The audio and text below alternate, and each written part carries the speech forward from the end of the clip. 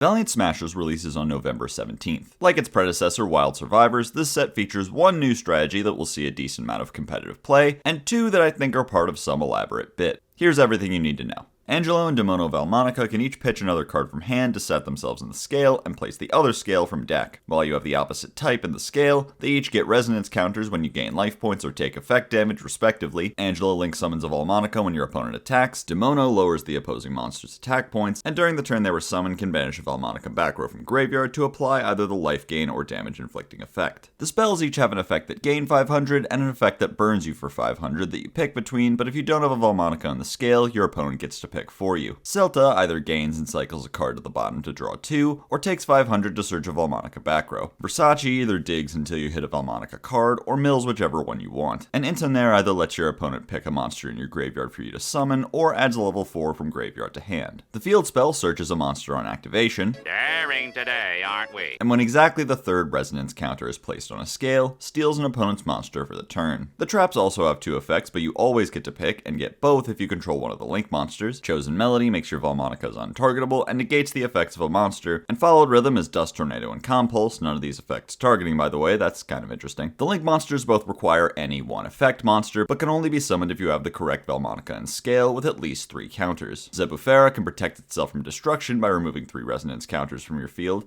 and can quick effect banish a Val Monica back row to copy its effect. And Duralume pops monsters on summon equal to the number of resonance counters on the field, and can remove 3 from the field to make 3 attacks. Egregious overextension of card text aside, these cards are honestly pretty straightforward in their design. The scales get counters, the back row enables those counters, the monsters copy the back row. All the spells have pretty standard resource building effects, and the traps have good interruptions. What's confusing about this deck is how you're actually meant to build it. Pure, it can't really accomplish anything unless you draw this exact 5 card opening hand, so it seems like it wants to be an engine but with some hyper-specific conditions for what exactly it can support. Must be level 4 because the 3 and 5 scales don't work with much else. Must have self-burn effects because, and we'll talk about this a bit more later, Demono is actually the only one you need to bother getting counters on, and must be pretty good for getting material for generic extra deck monsters on board so that the Val Monicas can pretend they're helping you make them. So the best secondary engine we've discovered for Val Monica so far is Performage.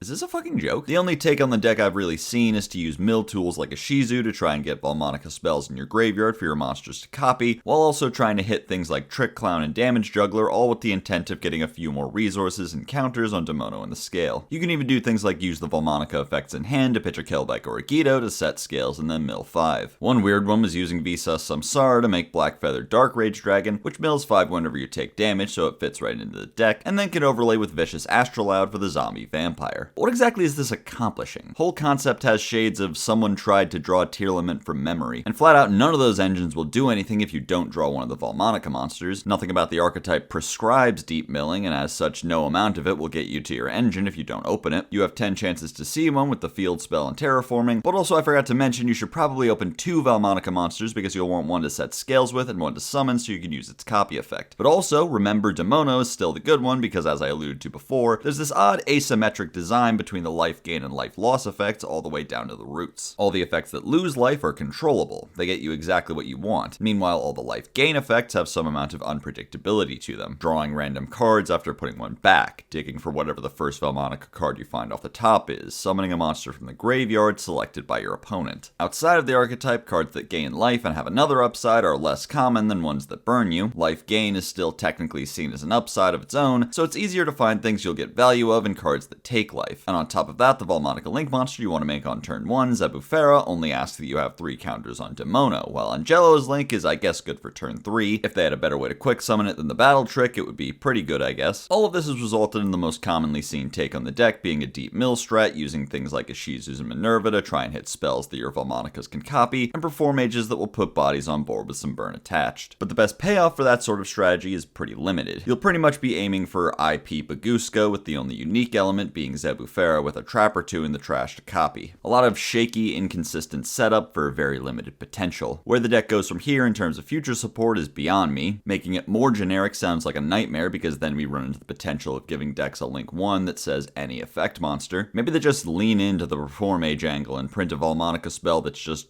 grass or something. Difficult to get a good enough grasp on what the intention of the deck even was to recommend where it needs to be strengthened. Help! I lost my son at the pizzeria because the waitress was giving me a sloppy. Five Nights at Freddy's. Children absolutely annihilated by some bisexual Thanos and then stuffed into an animatronic like some Thanksgiving turkey, thus giving us the famous Freddy Fazbear, Zootopia's Judy Hopps, Yar, It Be Davy Jones' fursuit, and of course, Bobby Lee's Fat and Yellow. And that shiny Pokemon. Memento Certificado El Gablino can pitch itself as a quick effect while you control Combined Creation to make your Memento monsters untargetable for the turn, and can pop a Memento you control to mill 2 Memento cards. Memento Clan Mace can pitch itself during your opponent's turn while you control Creation to steal an opponent's monster, and can pop a Memento you control to search a Memento card. Anguish searches a Memento monster on summon, and pops a Memento you control to reborn a level 2 or lower Memento. Dark Blade can pitch a Memento on summon to pop a back row, and can pop a Memento to summon a level 3 or lower Memento from deck. Tatsuno Toshigo can summon itself if you control no monsters or only Mementos, and can pop a Memento to mill Mementos whose levels equal the destroyed ones. Horn Dragon can summon itself if there's 3 or more Mementos in the bin, and when it's destroyed, pops 3 cards on the field, including a Memento. Memento El Tecutlica Combined Creation is a level 11 with 5,000 attack points. Summons itself from hand or grave by shuffling back 5 Mementos, can attack all monsters if he's alone on your board, and when your opponent activates a card or effect, can reborn a Memento. Memento Mictlan makes all your Mementos Ancient Gears, reborns a Memento with a lower level when a monster you control is destroyed, and resets a Memento spell or trap during the end phase. Bone Party pops a Memento to E-Telly a different one, and can banish itself to give a Memento piercing. Bone Back summons Combined Creation when your opponent removes one of your Mementos, and when they move a Memento out of your graveyard, can banish itself to summon as many Mementos as possible from deck.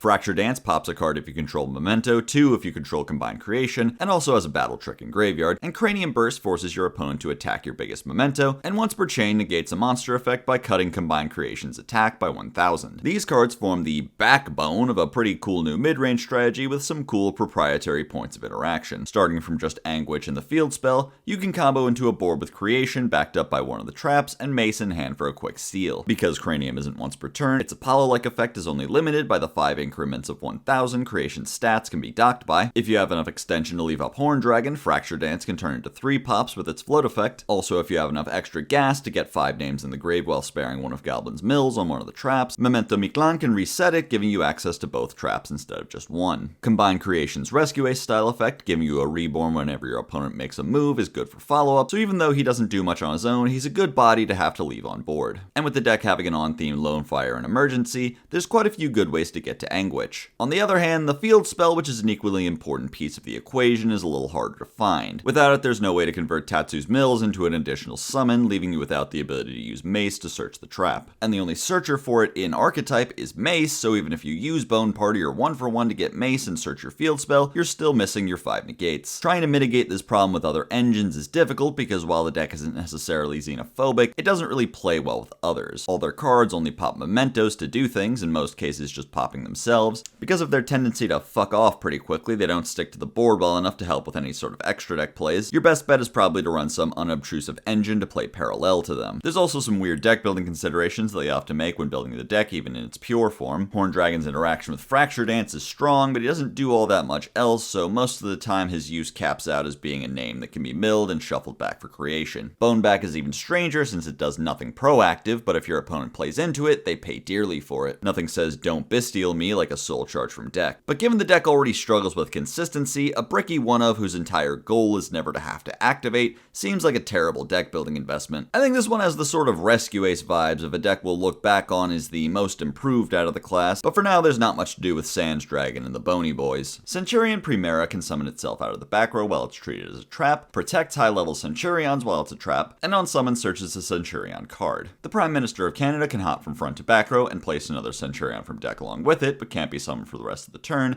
and can hop from back to front row and increase its level by 4. Emeth the Sixth can summon itself from back row, and during your opponent's turn can summon itself from hand or graveyard by pushing a Centurion you control to the back row. Legadia draws a card and pops your opponent's biggest monster on summon, and during the end phase can place a Centurion from graveyard to the back row. Stand-up Centurion is protected from destruction while you control a Centurion, can pitch a card during the turn it's activated to place a Centurion from deck, and when a monster is special summon lets you synchro summon with a Centurion you control. Emblema Oath either plays places a Centurion from deck in your back row but locks you to Centurions while it's on the field, or sets a Centurion spell or trap from deck. Bonds places a Centurion from hand or graveyard, and when a Centurion is synchro summoned, banishes itself to place another one from grave. Phalanx banishes a monster card on the field, then brings it back in the next standby phase, see Pudika rulings, and banishes itself from graveyard to reborn a Centurion synchro. And True Awakening is a counter trap that Omni negates by sending a face-up monster card from the back row to the graveyard. This deck has seen some success in the OCG, because it makes King Calamity. Yeah, I mean, what do you want me to say? They made a deck that turbos 2 level 12, so one of them is going to be Crimson Dragon. Guess it wasn't good enough that Primera fulfills all the various conditions of Lula Walilith. Between Primera, Trudea, and the various searchers, the deck has multiple 1-card combos to get Primera and Emeth to the board to summon Legadia, get a draw, and set up Primera and Trudea in the back row so that you can use their effects again during your opponent's turn, seeing how trap effects are inherently spell speed 2, summoning them out and triggering the field spell to make Crimson Dragon. This is, regrettably, the simplest line to make King Calamity in the game. It's my best guess that they made these cards to force King Calamity to be broken enough to finally ban after Crimson Dragon alone wasn't enough. And you wanna know the funniest part?